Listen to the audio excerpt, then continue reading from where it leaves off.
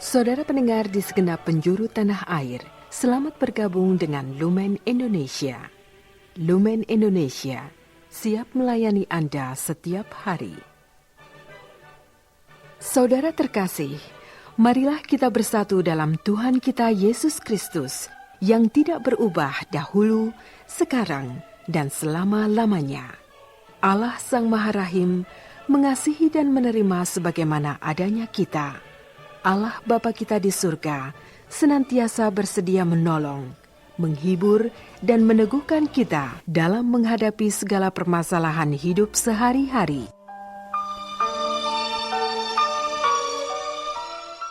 Saudara-saudari, marilah kita mendengarkan renungan dengan judul Allah adalah kasih.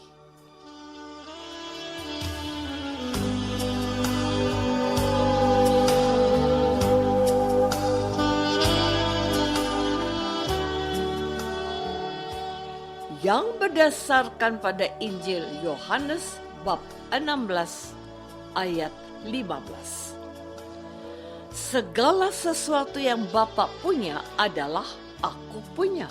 Sebab itu aku berkata, Ia akan memberitakan kepadamu apa yang diterimanya daripadaku.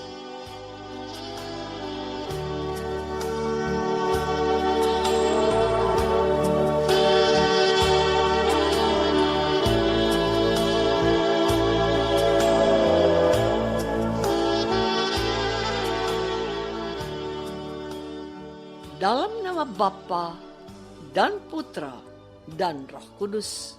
Amin. Saudara-saudari terkasih dalam nama Tuhan Yesus Kristus. Inilah iman kita dan inilah kebanggaan Gereja Kudus bahwa Allah yang diberitakan oleh Tuhan Yesus Kristus kepada para rasul dan para muridnya adalah Tritunggal yang Maha Kudus. Dalam Alkitab, khususnya dalam Perjanjian Baru, kita tidak menemukan kata Tritunggal.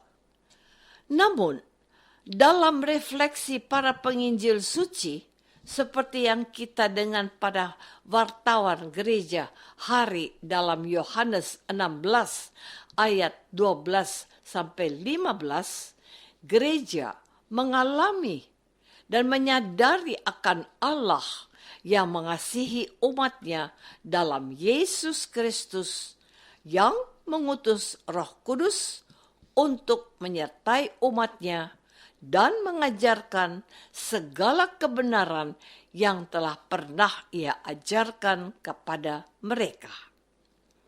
Pewartaan lisan mereka yang disebut tradisi kemudian dibukukan dalam kitab-kitab Perjanjian Baru, khususnya Injil Suci. Gereja dalam refleksi teologis atas firman Tuhan kemudian merumuskan dogma atau ajaran gereja yang tidak dapat sesat, bahwa Allah kita adalah Tritunggal yang Maha Kudus, Bapa dan Putra dan Roh Kudus. Saudara-saudari terkasih, konsep dan pemahaman ini bagi beberapa orang yang tidak seiman dengan kita mempersoalkan dengan bertanya, orang Kristen itu percaya pada 3 Allah, tapi gereja tidak perlu merasa terganggu dengan pertanyaan itu, sebab Allah kita itu esa dalam pribadi-pribadi ilahi sebagai Bapa dan Putra dan Roh Kudus. Bagaimana kita dapat menerangkan hal itu kepada orang-orang yang bertanya kepada kita perihal Allah Tritunggal yang Maha Kudus ini? Uskup Kartago, seorang cendekiawan dan orang kudus yang bernama Agustinus mencoba mencari jawaban atas pertanyaan ini. Dengan filsafat dan segala ilmu yang dipunyainya, ia berusaha menemukan dan memecahkan misteri tentang Allah Tritunggal. Apakah ia menemukan jawabannya? Tidak. Suatu hari, ketika di tepi pantai, Agustinus melihat seorang anak memasukkan air laut ke dalam lubang pasir yang digalinya. Lalu ia berkata, "Bukankah perbuatanmu ini sia-sia? Mana mungkin lautan luas kau masukkan dalam lubang kecil itu?" Jawab malaikat itu padanya, "Mana mungkin Allah yang maha mulia itu dipahami otakmu?" Saudara-saudari terkasih, dogma tentang Allah Tritunggal yang Maha Kudus ini adalah sebuah misteri iman kita. Namun, apakah kita harus mencoba memaksakan keterbatasan otak kita yang kecil ini, seperti Santo Agustinus yang penasaran tentang siapa Allah Tritunggal yang Maha Kudus itu?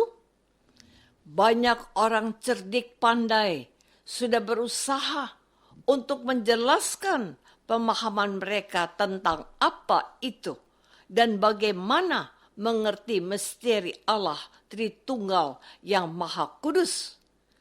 Namun, tidak satu pun dari mereka sanggup menuntaskan dan memuaskan budi manusia untuk bisa menerima dan memahami misteri Allah itu.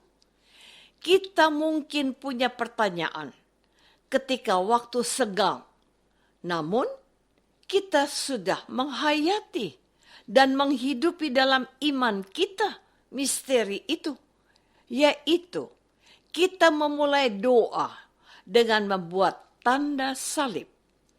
Kita membuat tanda dengan menyentuh dahi dan mengucapkan Bapa, pada perut dengan mengucapkan Putra, dan pada kedua bahu kita dengan mengucapkan Roh Kudus. Rumusan Trinitas yang kita hidupi itu bunyinya, dalam nama Bapa dan Putra dan Roh Kudus. Dengan begitu, setiap orang Katolik oleh didikan gereja menyatakan imannya bahwa Allah itu Bapa yang mengasihinya dengan mengutus anaknya yang tunggal. Bapa dan Putra mengutus Roh Kudus untuk menyertai kita selalu, agar kita tidak menjadi yatim piatu. Roh Kudus itu juga yang akan mengajarkan kebenaran yang diterima dari Bapa dan diwartakan serta diajarkan oleh Yesus Kristus yang adalah jalan dan kebenaran dan hidup. Saudara-saudari terkasih, kalau demikian, apa makna Hari Raya Tritunggal Maha Kudus ini? Pertama-tama, mau ditegaskan bahwa dogma tentang Tritunggal adalah ajaran resmi gereja dan tidak dapat sesat yang dipegang teguh oleh Gereja Katolik yang dipimpin Paus sebagai wakil Tuhan Yesus di dunia ini. Tetapi pertanyaan selanjutnya, apa pengaruh dan dampaknya bagi kehidupan kita dalam menghayati iman kita kepada Tuhan Yesus sebagai Sang Juru Selamat? Saya mau katakan kepadamu, setiap kali kita membuat tanda salib dengan hormat dan tulus, kita mengucapkan misteri kasih Allah dengan berkata, dalam nama Bapa dan Putra dan Roh Kudus. Saya katakan kepadamu, kita mengucapkan misteri kasih Allah. Artinya, kita sedang mengalami bahwa Allah Tritunggal adalah kasih. Seperti dikatakan oleh Rasul Yohanes, Allah adalah kasih. Dalam Injilnya, murid yang dikasihi Yesus itu membuka ruang pemahaman kita tentang misteri kasih Allah ini ketika ia berkata kepada Nikodemus begini, karena begitu besar kasih Allah akan dunia ini, sehingga ia telah mengaruniakan anaknya yang tunggal, supaya setiap orang yang percaya kepadanya tidak binasa, melainkan beroleh hidup yang kekal. Yohanes bab 3 ayat 15. Hari ini kita merayakan misteri kasih Allah untuk kita itu.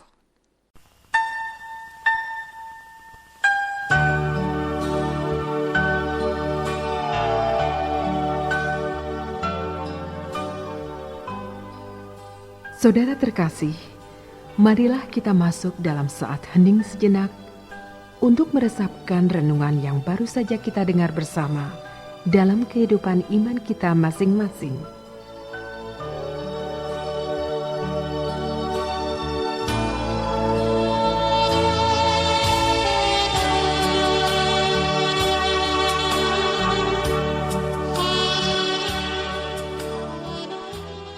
Apakah aku menghayati kasih Allah kepadaku setiap kali aku membuat tanda salib? Marilah kita berdoa.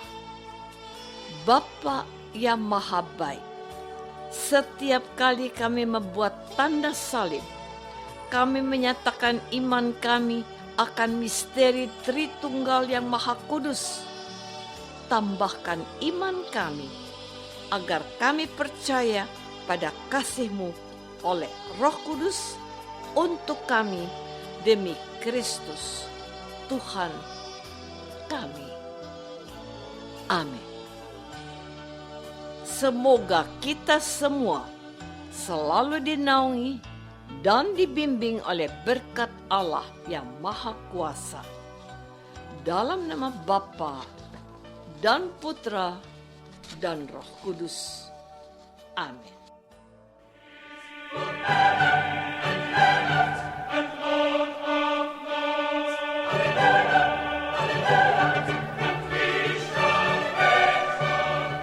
Dengan penuh kasih dan sukacita, Lumen Indonesia mengundang saudara-saudara seiman di segenap penjuru tanah air.